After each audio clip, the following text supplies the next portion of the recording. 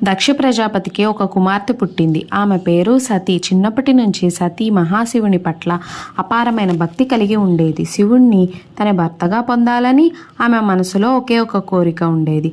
అయితే ఆమె తండ్రి దక్షుడు శివుణ్ణి యోగి, సన్యాసి అని భావించి ఆయనను అంగీకరించలేదు. కానీ సతి తన సంకల్పాన్ని విడిచిపెట్టలేదు. నారద మహర్షి సలహా మేరకు శివుణ్ణి ప్రసన్నం చేసుకోవడానికి ఆమె కఠినమైన తపస్సు ఆరంభించింది. సతి అడవిలోకి వెళ్ళి సుఖ సౌకర్యాలను వదిలిపెట్టింది.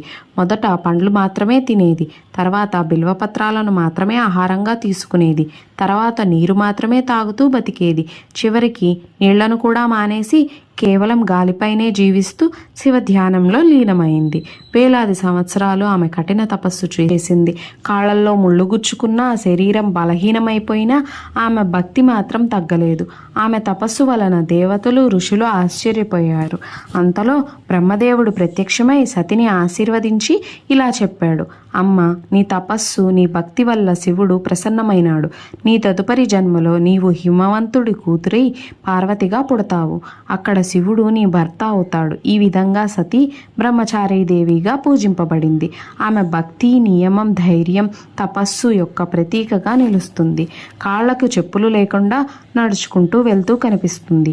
కుడి చేతిలో జపమాల ఉంటుంది. ఇది ధ్యానం, భక్తిని సూచిస్తుంది.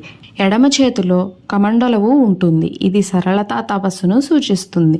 ఆమె ముఖం ప్రశాంతంగా, ఓర్పుతో, దృఢ నిశ్చయంతో ప్రకాశిస్తుంది.